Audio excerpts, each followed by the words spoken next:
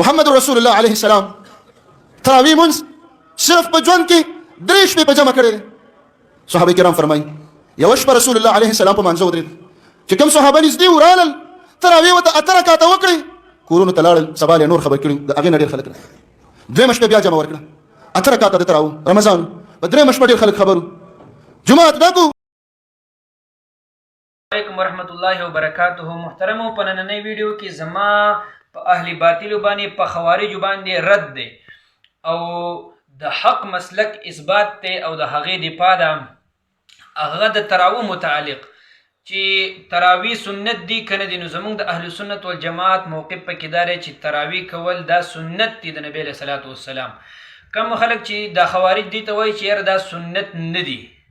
نو په هغوی باندې به ان شاء الله تعالی چې د احادیثو ما ته حضرت کومه دوی چې وایي سنت نه دی هېڅ دلیل په اوسه نشته دی کنه ودي ښایي په دې خپله خبره باندې دلیل زموږ سره الحمدلله په دلیل شته دی موږ ورته ښایو یو قولي بل فعلي د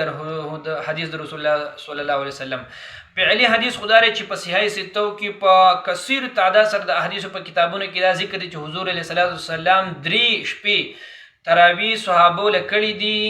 او په جمع باندې کړي دي. نو دغه زموږ سره چې یاره نبی علیه صلات وسلام چې یو کار کړی وي نو دا د امت دپاره سنت وي. یو دلیل زموږ دپاره دغه دی، د دې نه خو دا دوی نیکه هم انکار نشي کولی، په خپله باندې دوی دغه دلایل بیانوي. نو تراوی سنت یو خو زموږ دپاره دغه دلیل شو. دویم دا چې پیغمبر علیه السلام په خپله فرمایي چې دا ما ستاسو دپاره سنت ګرځولي دي. هغه کوم ځای کې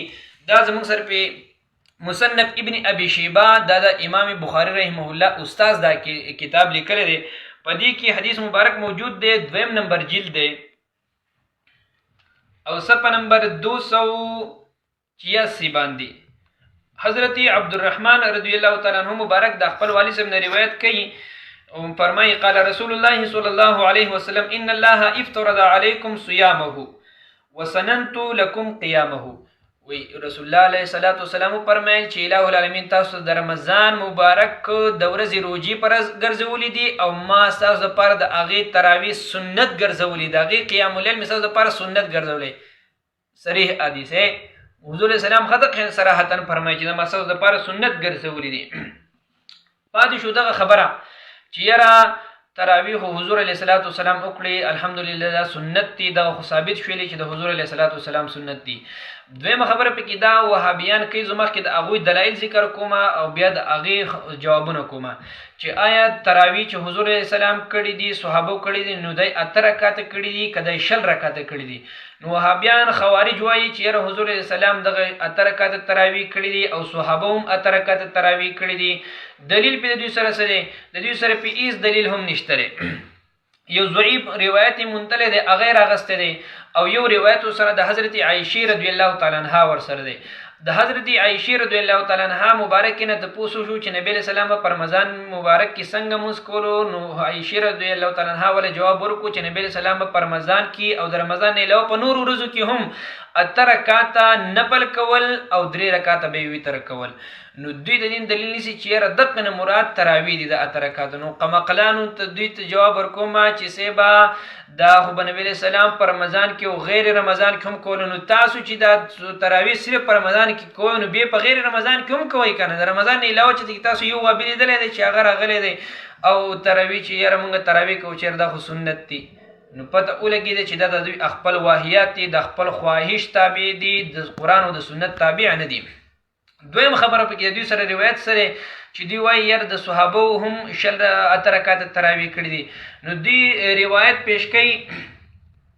او هغه روایت ذکر دی کنز العمال شریف هم ذکر کړی دی، دا په 8 نمبر جلد کې د حضرت سعید ابن یزید رضی الله تعالی عنہ نه روایت دی. دی فرمایي چې عمر فاروق رضی الله تعالی عنہ ابی ابن کعب ته او تمیمی داری ته حکم وکړو چې دوی خلکو له په رمضان المبارک کې تراویح وکړي او 11 رکعاته، یعنی مقصد دی 8 رکعاته تراویح او 3 رکعاته وتر. نو دا روایت دوی پیش کوي. نو د دوی جواب ته اوس غوږ شئ. د ټول نه اول نمبر کم چې د حضور علیه الصلاۃ والسلام متعلق وایي نو د هغې خو ما تاسو جواب وکړلو چې یاره د هغې نه مراد تهجد مراد دي، د هغې نه مراد 20 رکعاته 8 رکعاته تراویح ته نه دي مراد، ځکه چې هغه به نبي اسلام د رمضان نه علاوه په نورو ورځو کې هم کولی. نو د رمضان المبارک خو صرف تراویح کېږي، تهجد سره هم کېږي خو تراویح کېږي. تراویح چې دی نو د رمضان المبارک نه علاوه په نورو ورځو کې نه کېږي. نو دوی ته وایم چې یار د دې حدیث شریف په سند کې دوی چې دا کم ذکر کوي چې یاره عمر فاروق رضی الله تعالی عنہ ابی ابن کعب ته او تمیم داری ته او فرمایل چې تاسو ترکه ترایو کینو دا حدیث یو متنن دا ضعیف ته متنن دا چې دا صحیح احادیثو خلاف ته نو دا متنن ضعیف شو او سندن دا چې دی په سند کې یو مالک ذکر دی او ابن وهب او دا ضعیف دي دا ضعیف دي نو لہذا دا سندن چې دی هم کمزور شو دغه رنګي اوس راشه چې یاره د دې متعلق چې صحابه کرامو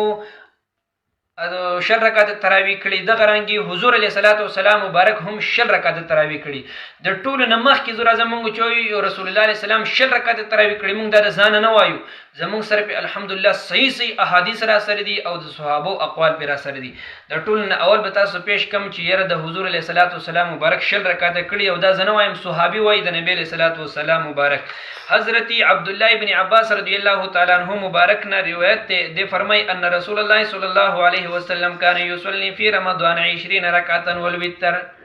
و رسول الله صلی الله علیه وسلم په رمضان شریف کې خلق له شل رکعات تراوی کولی او وتر به ولهم کول ولدا عبدالله ابن عباس رضی الله تعالی عنہ دروغ وای اس کله هم دروغ نه وای هغه بل کم روایت چې وته سموي چې هغه سندن هم کمزور دي او متن هم کمزور دي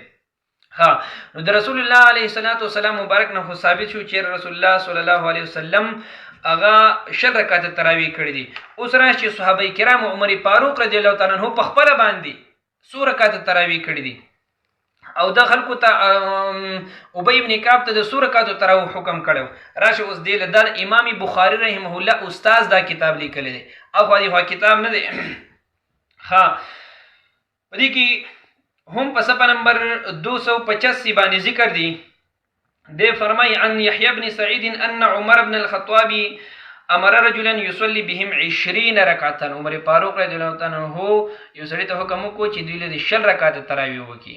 مخکې حضرت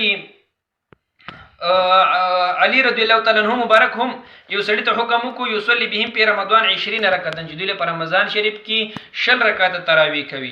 مخکې به دغه یعنی بل حدیث مبارک هم ذکر دی د شتیر بن شکل انه کان یصلی په رمضان 20 رکعتا والوتر چې حضور علیه الصلاۃ والسلام په رمضان المبارک کې صحابه ولا 20 رکعات تراوی کولی او وتر به وسره هم کول خانو دوه روایت پکې د حضور علیه الصلاۃ والسلام مبارک نشو مخکې پکې منیر شاکر پکې وایي چې یاره صریح لفظ د تراویح په احادیثو کې نشته دی او دا به کې مولا ځان لګولي منیر شاکر ته مستاب کوم د ارمان پوره شو وګوره مخکې حضرت ابو البختری رضی الله تعالی عنہ مبارک